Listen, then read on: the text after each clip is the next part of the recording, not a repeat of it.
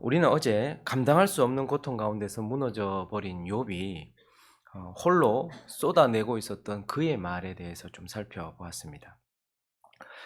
오늘은 그를 위로하기 위하여 찾아온 그의 친구들 가운데 특별히 대만 사람 엘리바스가 욥을 향하여서 쏟아내고 있는 말을 좀 살펴보려고 하는데요. 이 엘리바스의 말은 참 무서우리만큼 차갑고 또 냉정하고 그리고 매우 날카롭다라는 것을 좀 보게 됩니다. 오늘 본문 1절과 2절은 이렇게 시작하고 있는데 한번 읽어 주시겠습니까? 시작.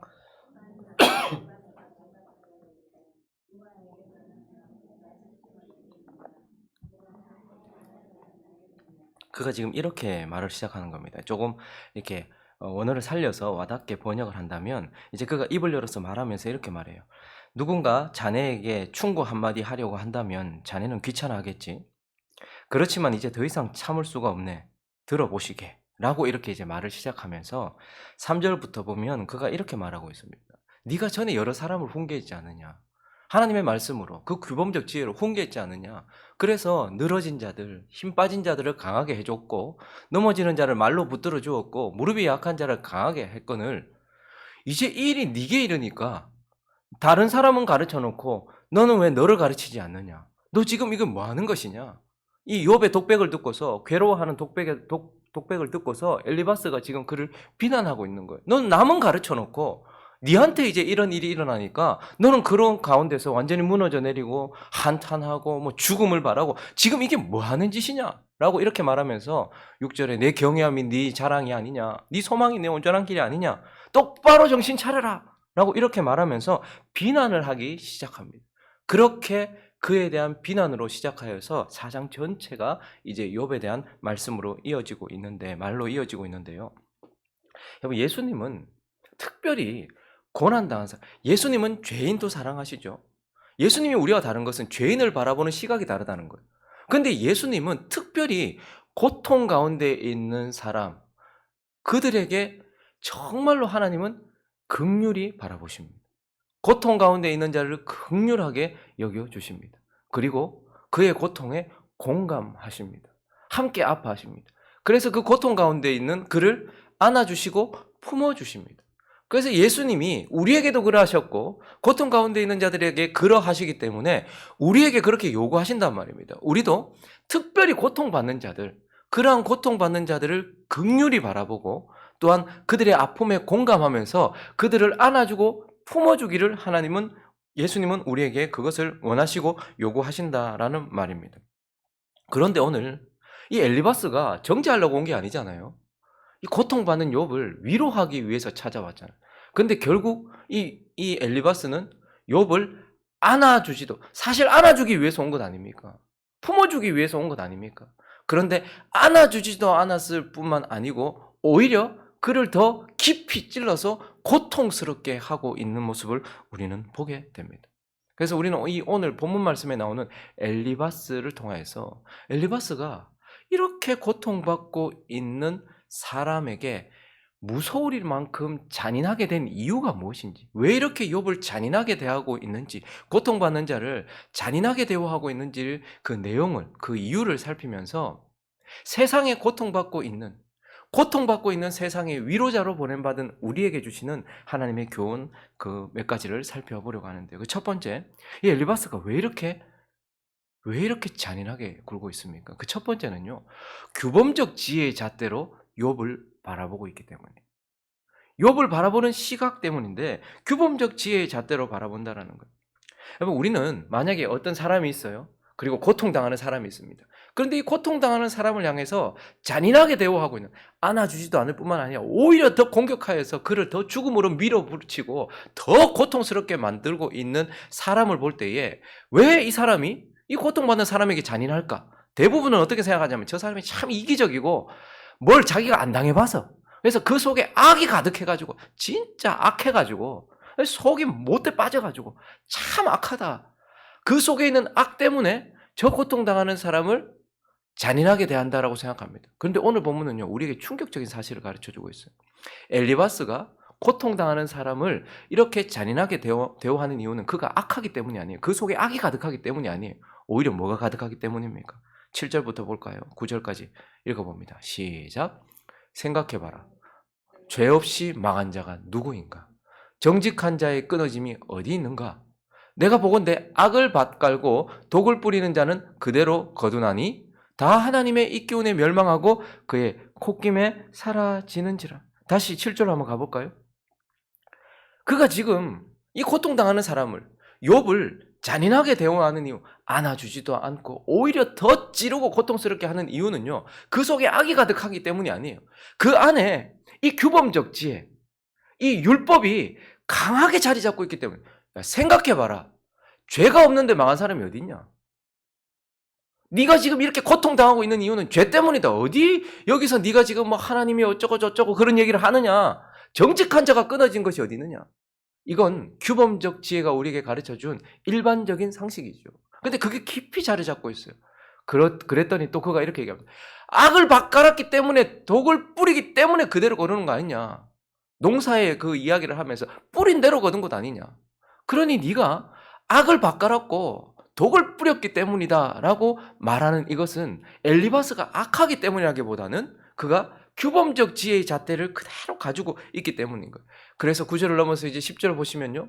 그가 이제 욥을 어떻게 보냐면 욥은 사자와 같은 사람 아니었습니까? 모든 것의 주인이었습니다. 강했던 자였습니다. 그런데 네가 죄를 범했기 때문에 우는 소리와 사자의 우는 소리와 젊은 사자의 소리가 그쳤다. 네 인생이 그렇게 돼버렸어. 이제 네 그렇게 무너져 버렸고 어린 사자의 이가 부러졌다. 자식들 다 잃어버렸고 사냥한 것이 없이 죽어가고 암사자의 새끼는 흩어지고 네가 이렇게 다 되어버린 이유가 다 네가 죄를 지었기 때문이다 라고 말하는 규범적 지혜의 잣대. 이것으로 고통당하는 사람을 바라보고 있는 거예요. 많은 하나님의 사람들이 고통받고 있는 사람들을 이런 식으로 해석을 합니다. 규범적 지혜의 잣대로 해석을 해요. 누군가가 어떤 나라에 전쟁이 터졌습니다. 예수 안 믿으니 저렇지. 누군가의 집에 우환이 닥쳤습니다. 예수를 똑바로 안 믿어서 그렇지. 이렇게 생각을 한단 말입니다. 그래서 누가복음 13장에 가보시면 예수님께서 이렇게 말씀하셨어요.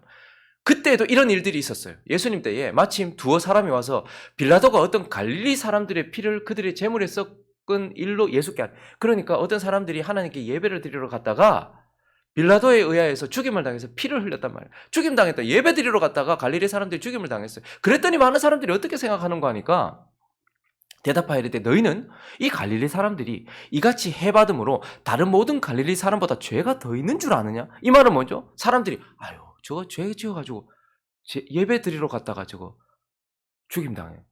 재물이 죽어야 되는데 재물하고 같이 죽어서 피를 쏟고 저 얼마나 많은 죄를 저질렀길래 저런 일을 당하냐? 이렇게 바라본다는 거예요. 그리고요 너에게 이르노니 아니라 너희도 만일 회개하지 아니하면 다 이와 같지만 너나 그들은 별로 다를 게 없는데 우리는 고통당하는 자들이 죄 때문에 뭔가 죄를 저질렀을 거야 라고 생각을 한다는 거예요. 그리고 이어지는 말씀도 또요. 그때요. 실로암에서 망대가 무너져버려요. 우리는 말하면 아파트가 갑자기 무너진다든지 다리가 무너졌어요. 그래서 치여서 18사람이나 죽었어요. 많은 사람이 죽었어요. 예루살렘에 간 다른 모든 사람보다 죄가 더 있는 줄로 아느냐? 사람들은 그렇게 생각하는 거예요. 너에게 이르노니 아니다 이렇게 말해요. 너희도 만일 회개하지 아니하면 다 이와 같이 망한다 이렇게 말하고 있는 거예요. 지금 이것을 통해서 예수님 무슨 말씀하시는 거예요? 하나님의 사람들이 세상에 위로를 줘야 되는 하나님의 사람들이 주변에 고통당하는 사람들을 어떻게 보냐면 야 저거 뭔가 큰 죄를 저질렀구나.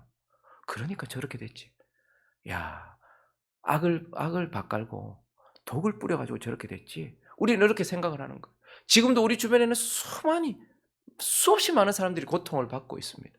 질병으로 고통을 받고 있고 경제적인 어려움으로 고통을 받고 있고 관계적 어려움으로 고통을 받고 있고 자녀가 고통을 받고 있고 그런 고통을 받고 있을 때 특별히 하나님의 사람들은 이 규범적 지혜의 잣대로 사람들을 바라보면서 죄를 지어서 저렇지 저 뭔가 악해서 그렇지 라고 생각을 한단 말입니다. 그러므로 우리는 오늘 이 엘리바스의 말을 통하여 그리고 그의 모습을 통하여서 특별히 고통받고 있는 자들을 이런 규범적 잣대로 바라보지 말아야 한다는 것을 마음에 새겨야 합니다. 그러나 우리가 그래 맞다. 규범적 잣대로 욥을 바라보고 고통받는 사람 바라보지 말아야 되겠다. 라고 마음에 다짐을 해야 하는 이유 우리가 규범적 잣대로 고통받는 사람들을 바라보지 말아야 되겠다라고 해야 되는 이유는 이것이 고통받는 자를 안아주지도 못하고 오히려 그 고통받는 자를 더 고통스럽게 만드는 악함이기 때문이기도 하지만 이것이 죄 없이 고난을 받으신 예수 그리스도를 붙잡게 하지도 못하고 오히려 예수 그리스도를 더 고통스럽게 하며 찌르며 죽이는 자리까지 나가기 때문에 그렇습니다.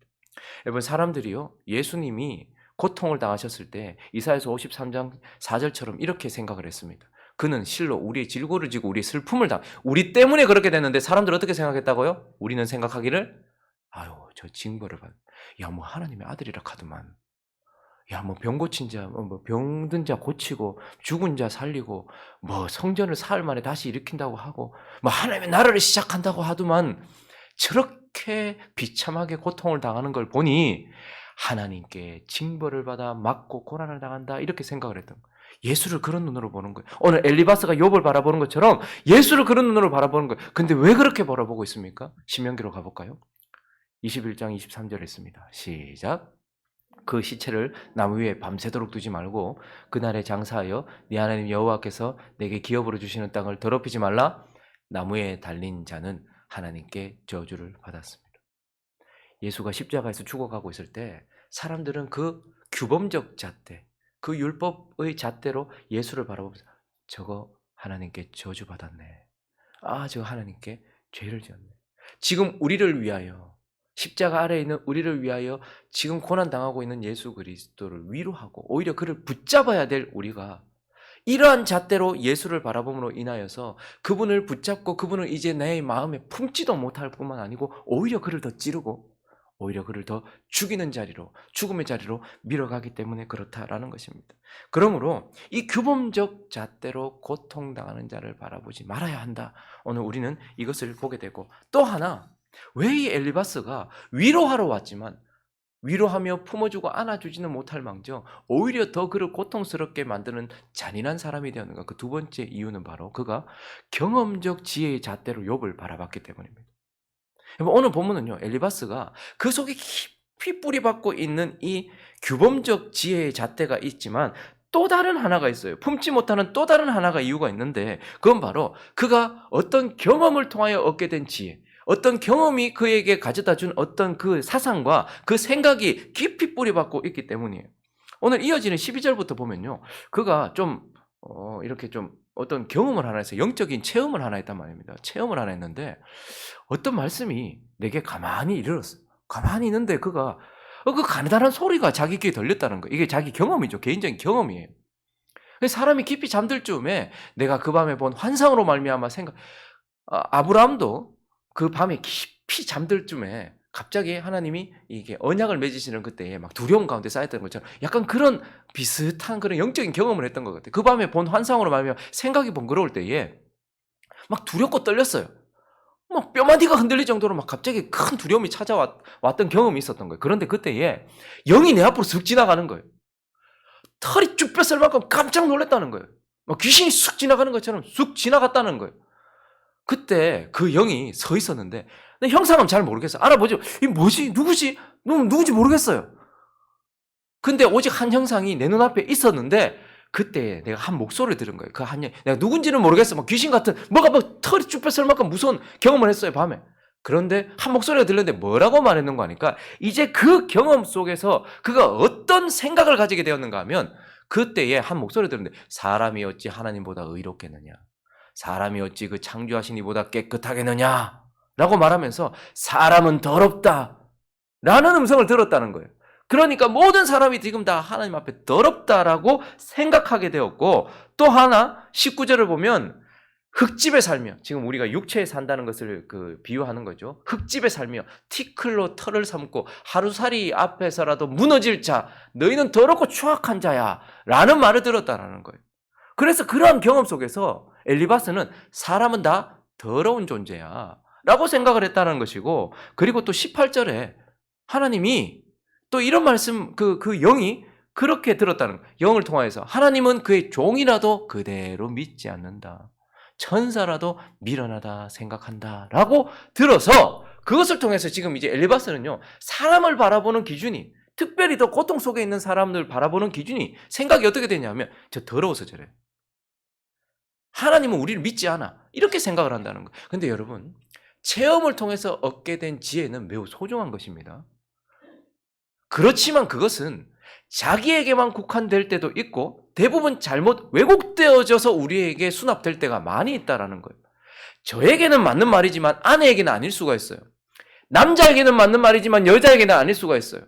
아이에게는 맞는 말이지만 어른에게는 아닐 수가 있어요. 어른에게는 맞는 말이지만 아이에게는 아닐 수 있어요. 목사에게는 맞는 말이지만 장로에게는 아닐 수가 있어요.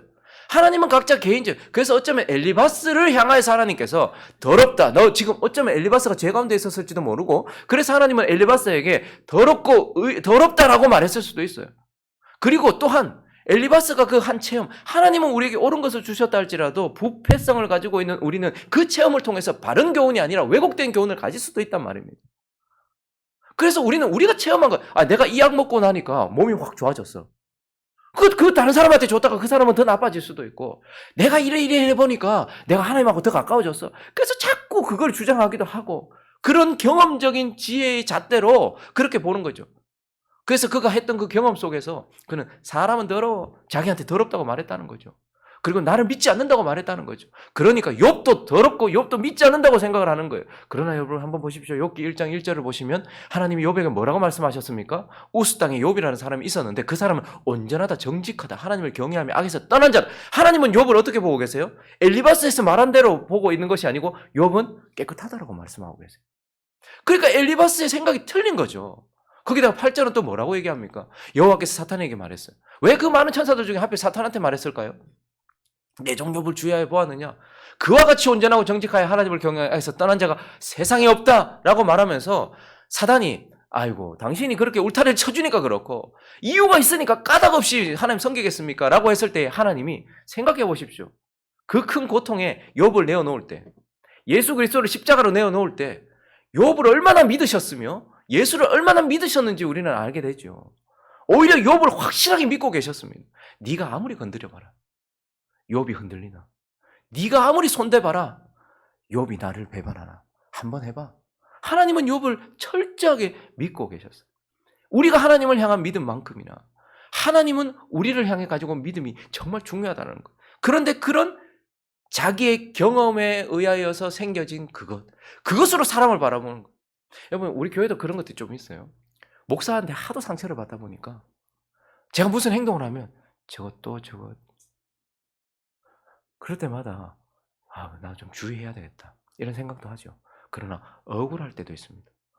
아닌데 자꾸 나한테 저가 또 욕심 부리고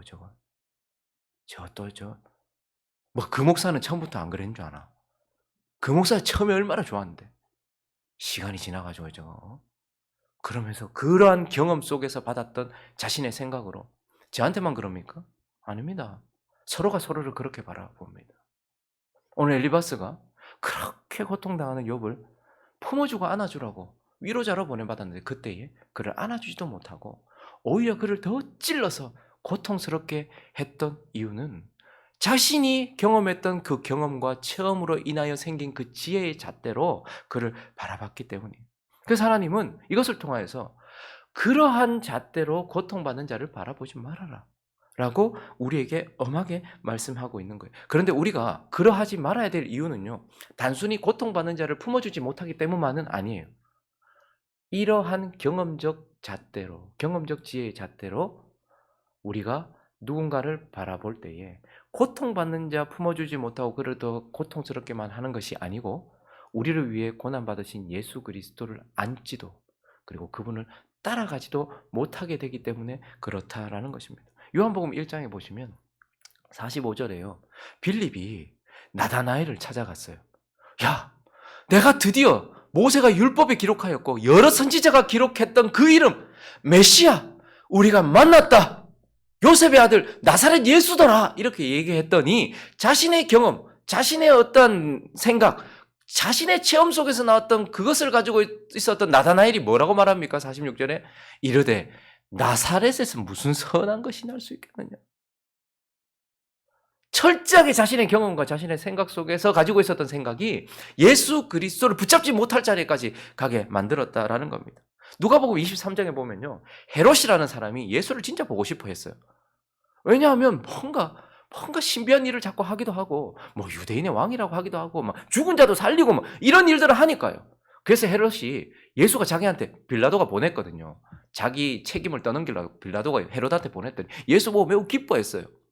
이는 그의 소문을 들었으므로 보고자 한 지 오래였고, 또한 무엇이나 이적 행하시면 와, 뭔가 신비한 일을 하고 또 뭔가 나한테 뭔가 좀 나한테 감동을 주지 않을까 바랬던 연고였어요. 그랬는데 여러 말로 물어보고 이렇게 상대해보고 찔러도 봤는데 아무 대답도 안 하고 보니까 완전히 엉망진창 같은 거예요. 자기가 봤을 때에. 그래서 어떻게 합니까? 대제사장들과 서기관이 서서 힘써 또 고발하고, 그러니까 그가 군인들과 함께 예수를 업신여겼어요. 하나님의 왕, 하나님 나라의 왕 예수 그리스도를 자신에게, 이런 인간들 대부분 보니까 다 그렇더라. 업신여기고 희롱까지 하면서 빛난 옷을 입혀 빌라도에게 다시 어쩌면 헤롯은 그때 예수 그리스도를 통하여서 그의 인생이 변화될 수 있는 위대한 순간 앞에 서 있었는데, 그의 경험적 지혜를 바탕으로 한 그의 행동이 예수를 밀어내버렸단 말입니다. 그러한 일들이 있을 수 있다는 겁니다.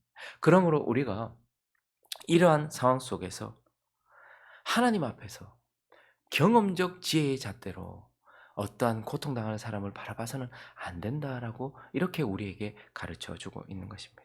말씀을 정리하겠습니다. 어떤 사람에게 찾아온 이 고난의 시간은 특별한 순간입니다, 여러분. 어떤 사람이 지금 크게 고난을 당하고 있는 그 시간을 지나고 있습니다. 그 시간은 정말 특별한 순간이에요. 왜요? 하나님이 특별히 그 사람 가운데 일하고 있는 시간이기 때문에 그래요. 그리고요, 딱딱하게 굳어진 우리의 마음이 특별하게 움직이고 있는 시간이기 때문에, 그래서요, 많은 사람들이 고통 가운데요, 사람이 진지해져요. 그래서 그 순간은 정말 특별한 순간이에요. 하나님께서 우리 가운데 찾아오신 시간, 그 사람에게 찾아오신 시간이에요. 그리고 그 사람 안에 특별한 변화가 일어나고 마음의 변화까지도 일어나고 있는 특별한 시간인 겁니다. 그래서 주님이 어떻게 하십니까? 우는 자와 함께 울라라고 얘기하세요. 하나님이 지금 특별히 일하고 계시고 그의 마음 안에 특별한 변화가 일어나고 있으니 어떡하는 거예요? 그를 긍휼히 바라보라는 거예요. 죄인도 하나님께서는 긍휼히 바라보시지만 특별히 고통받고 있는 자를 긍휼히 바라보라. 그리고 어떻게 해요? 공감하고 안아주고 품어주라고 말씀하고 있습니다. 하나님이 특별히 일하시려고 고통을 주고 계시는 건 아니겠습니까? 그런데 우리는 어떻죠? 특별히 고통받고 있는 사람 옆에 위로하라고 보냄을 받은 우리는 어떻습니까? 특별히 지금 수많은 고통 가운데서 신음하고 있는 세상 가운데 보냄받은 저와 여러분은 어떻습니까? 마치 욥에게 간 엘리바스 같지는 않습니까? 오히려 나 때문에 그 사람들이 더 고통을 받아요. 오히려 세상 속에 있는 교회 때문에 고통받는 사람들과 고통받는 세상이 더 고통 가운데서 죽음으로 몰려가고 있지는 않습니까? 오늘 이 아침에 우리는 그러면 왜 그런가? 나는 왜 엘리바스처럼? 여러분, 그런 경험 많이 하시지 않습니까? 마음이 힘들고 어려워서 아내가 그 마음을 토로했는데 남편의 한마디 때문에 더 고통을 받아요. 그리스도인 남편 때문에. 남편이 아무 말도 못하고 고통 가운데 있는데 아내가 내뱉은 그 한마디 때문에, 그리스도인 아내가 내뱉은 그 한마디 때문에 더 고통받습니다. 자녀들이 어디에도 말할 수 없어서 신음하고 있는데 예수 믿는 부모가 그 옆에 있음으로써 오히려 더 고통을 받고, 고통받고 있는 저기 전쟁 가운데 고통받고 저기 고통받고 있는 사람들에게 봉사활동 가고 거기에 선교 간 사람들, 그런 사람들이 내뱉은 한마디들 때문에 세상이 더 고통받고 있지는 않습니까? 우리 자신을 돌아보면서 규범적 지혜의 잣대, 나의 옹졸하고 적은 경험적 지혜의 잣대로 가지고 있는 그 생각으로 그들을 고치려고 하기 전에 안고 품어주신 예수 그리스도처럼 우리가 그들을 안고 위하여 중보하는 진정한 위로자가 될 수 있기를 예수 그리스도의 이름으로 축원합니다.